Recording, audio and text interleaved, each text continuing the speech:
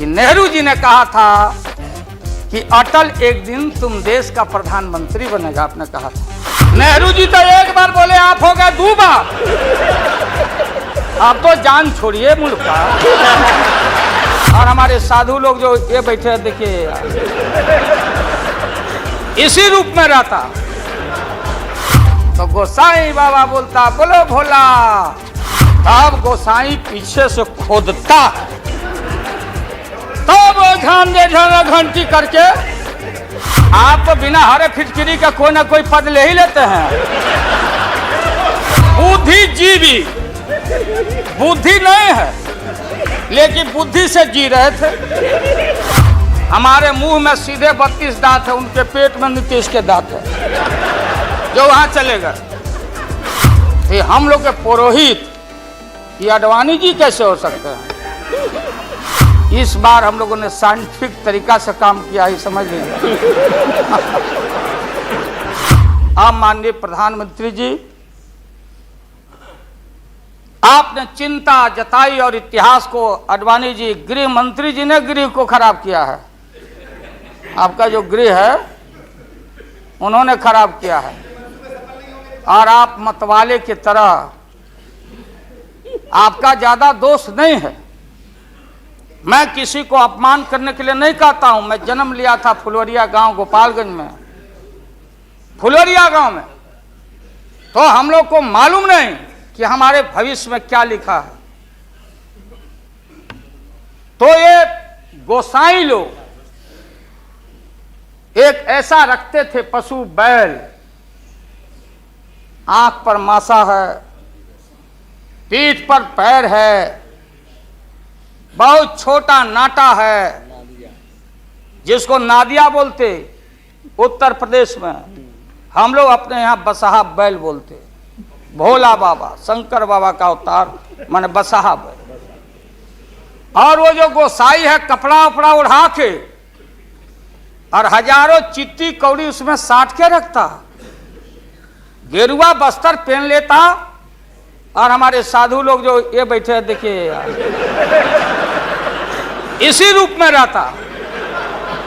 वो बेचारा गरीब है, वो लेके गांव गांव घूमता, मेरे गांव चलाया मेरे पास।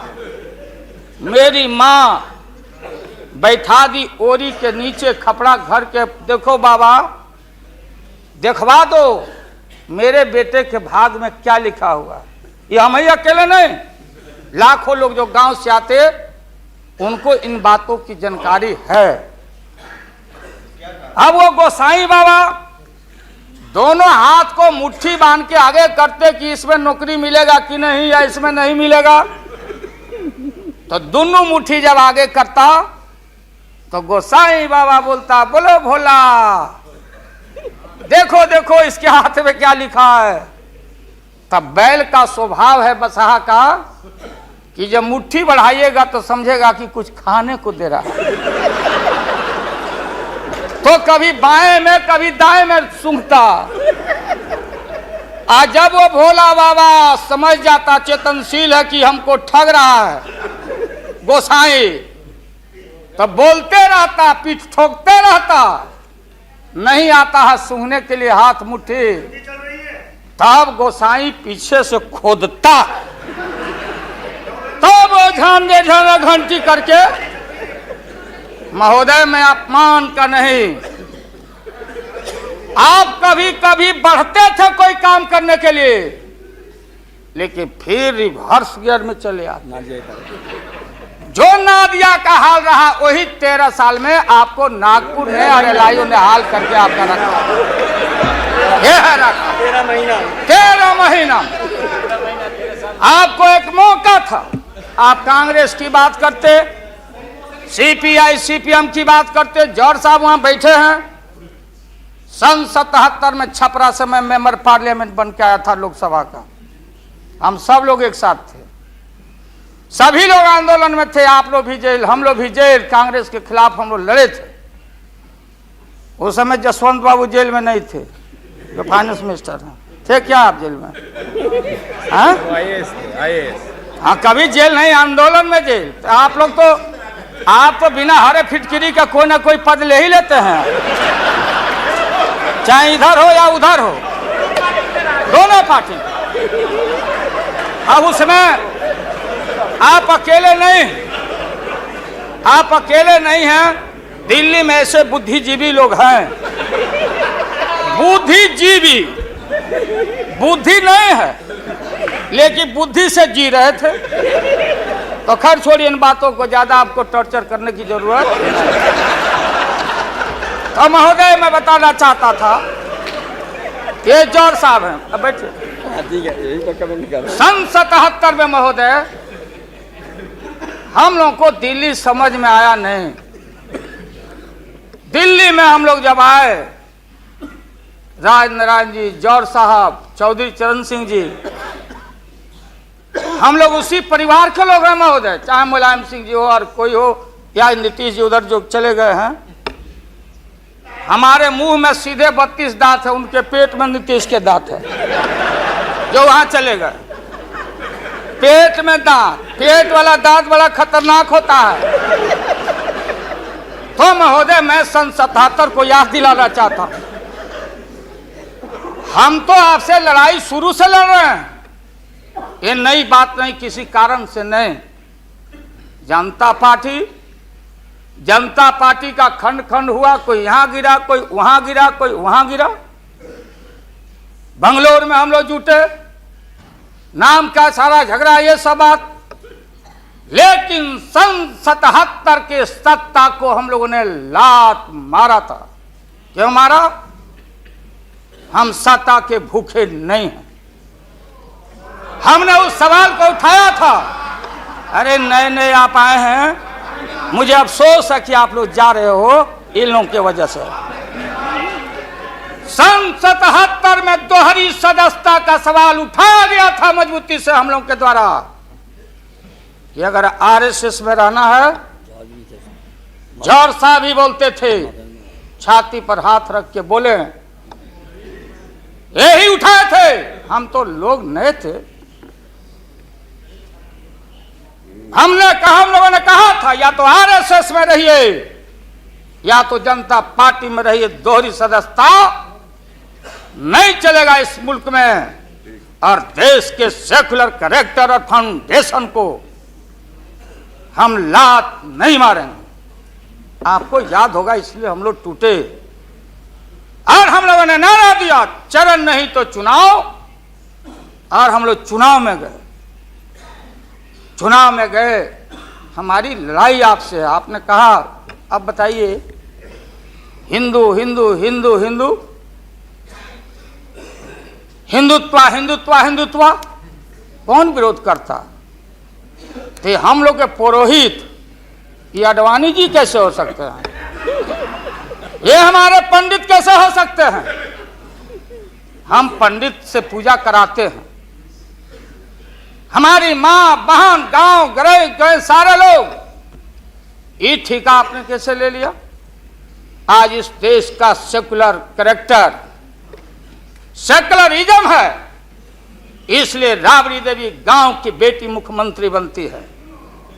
देश की एकता अखंडता, जब भारी नाक पर पानी आया तो हमने कहा मीडिया के लोगों को, महोदय, लोगों ने पूछा कि क्या करोगे? हमने एक कैलेंडर कर दिया, क्योंकि लोग रोज बोलते थे दिल्ली में, नहीं जयललिता जी से पैचअप हो गया, लालू मुलायम में लड़ाई हो गई विगत दिनों में, कोई कुछ।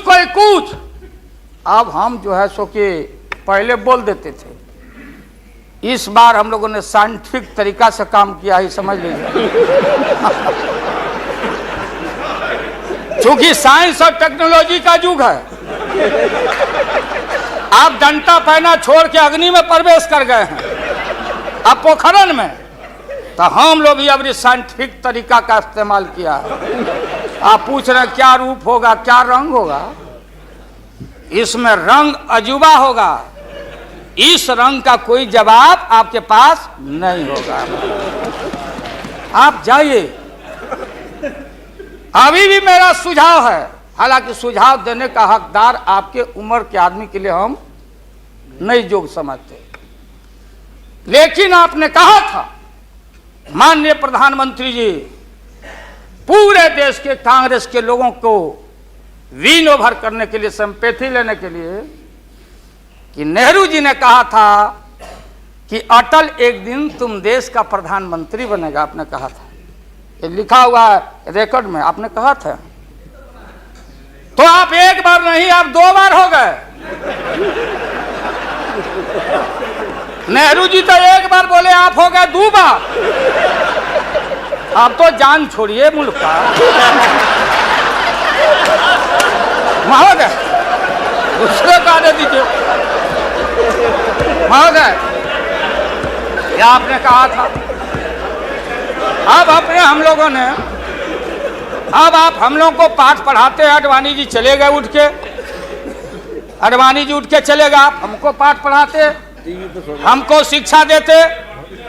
जब हमारे आदरणीय जो चोटी के नेता थे मुल्क के नेहरू जी जैसे लोग, लोहिया जी, जयप्रकाश नारायण जी, सारा जो पक्ति के उस समय नेता थे, उन्होंने आपको जरूर आशीर्वाद दिया और उनके आशीर्वाद से 2 बार आप हो गए। लेकिन अभी जो आपने कार्यक्रम घोषणा किया था इसी हाउस में, जवाहर रोजगार योजना को क्यों मिटा दिया आपने? रीनेम क्यों कर दिया? सारे चीज को कंपाइल क्यों कर दिया? इंदिरा आवास को क्यों आपने रिकंपाइल कर दिया? आप इतिहास को मिटा के और आरएसएस के संस्कृति को देश की जनता पर लालच दिखा के लादना चाहते हैं। इसके लिए हमने कहा, ये सवाल सत्ता का कौन क्या हो नहीं हो, क्या कौन मंत्री, क्या मंत्री हो मंत्री, मंत्री आएंगे और जाएंगे, लेकिन एक बार मुल्क मुट्ठी से निकल गया तो फिर संभाल से बाहर हो जाएगी बात।